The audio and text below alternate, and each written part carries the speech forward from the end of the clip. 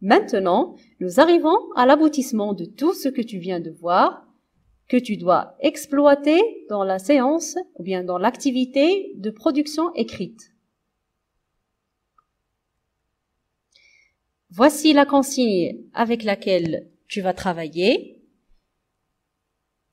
Voici le début d'un récit policier. Tu en rédigeras la suite. Comme d'habitude, je passais au café du coin pour prendre mon petit déjeuner avant de regagner mon bureau. Une belle journée s'annonçait car il faisait beau en cette journée du mois de mai. J'arrivais à ma banque et je commençais à recevoir les premiers clients.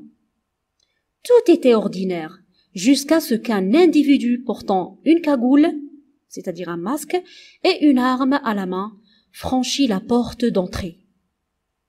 Donc ici, on a la situation initiale et le début de l'élément perturbateur. Donc toi, tu dois imaginer une suite à ce récit.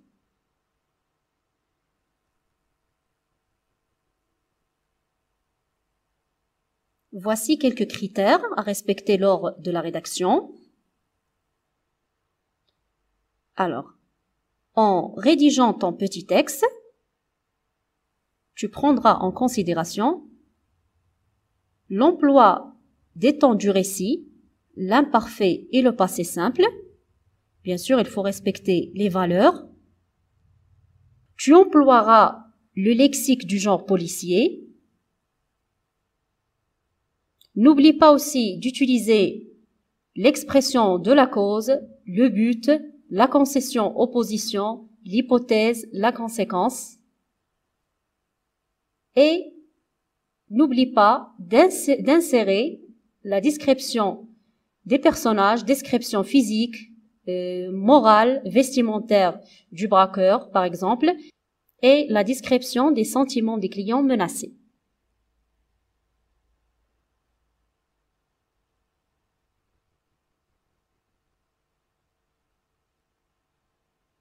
Voici une grille d'auto-évaluation qui t'aidera lors de ta rédaction afin de respecter les étapes du récit. Premier critère, j'ai décrit précisément mes personnages. Mon texte contient des péripéties et un dénouement. J'ai utilisé des expressions de but, de cause, de conséquence, de position, de but, etc. J'ai employé correctement les temps du récit. J'ai décrit les sentiments. J'ai employé le lexique policier. Mon texte est cohérent et mon orthographe est correcte. Je te propose un synopsis qui t'aidera dans ta production. Tu décris le braqueur et ce qu'il fait, ses actions. Tu décris les sentiments des personnes présentes dans la banque ou bien des clients. Tu décris aussi les actions du braqueur lorsqu'il entre, lorsqu'il demande à tout le monde de se taire, lorsqu'il met tout le monde à terre. Les actions que j'ai faites, déclencher l'alarme. Tu fais la description de l'état de panique où se trouve le braqueur qui prend la fuite. Tu parleras de l'arrivée de la police au bout de quelques minutes, l'arrestation du braqueur et puis le soulagement de tout le monde et le remerciement pour mon geste courageux. En gros, voici un plan exemple que tu peux suivre. Voici une proposition de rédaction que tu peux utiliser comme exemple, mais ne la prends pas comme modèle.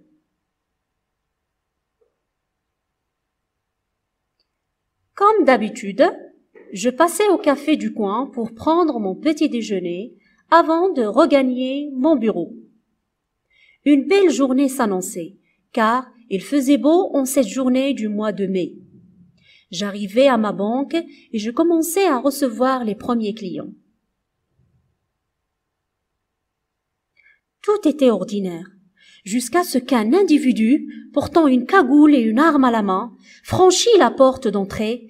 Il portait une jaquette et un pantalon de coton noir, des baskets Nike, un sabre à la main droite et un petit sac à dos verdâtre à la main gauche.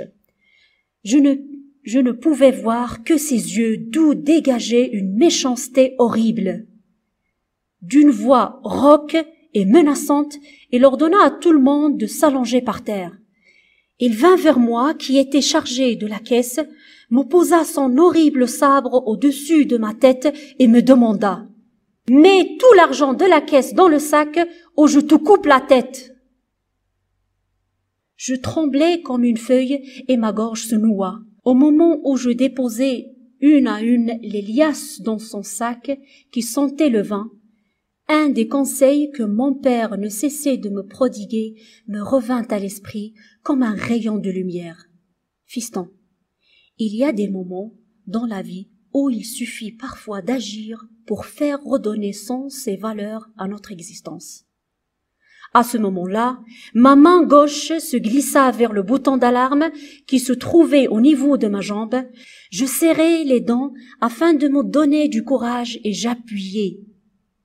Même si le braqueur avait l'air d'un professionnel, il était terrifié. Il lâcha tout et se dirigea à grandes jambes vers la porte de sortie. Devant moi, il y avait toujours son sac rempli d'argent et son sabre. Tous les clients se mirent debout et reprirent leur souffle. Mais ils étaient encore terrifiés. Quelques minutes après, des agents de police armés jusqu'aux dents arrivèrent et se mirent à la poursuite du braqueur. Comme ce dernier était à pied, ils ne trouvèrent aucune difficulté à l'arrêter et à le mettre hors d'état de nuire. Tout le monde était soulagé. Moi, toujours cloué au sol, je restais là, comme abasourdi. Malgré la peur qui ne les quittait pas encore, certains clients n'hésitaient pas à m'exprimer leurs remerciements pour l'action héroïque que je venais d'accomplir. Je venais de réaliser le sens profond du conseil de mon adorable père. Alors, lorsque tu auras fini ta rédaction, cette grille te permettra de vérifier si tu as respecté les critères de rédaction. Tu vas te poser ces questions. Est-ce que j'ai décrit précisément les personnages? Est-ce que mon texte comprend des péripéties et un dénouement? Est-ce que j'ai bien utilisé des expressions de but, de conséquences, de cause, d'opposition, etc.? Est-ce que j'ai employé correctement les temps du récit? Est-ce que j'ai décrit les sentiments? Est-ce que j'ai employé le lexique policier? Est-ce que mon texte est cohérent et mon orthographe est correcte? Fin de ce moment de soutien et d'évaluation. Au terme de ce modeste travail, mes très chers, je vous souhaite bon courage pour les examens de fin de l'année.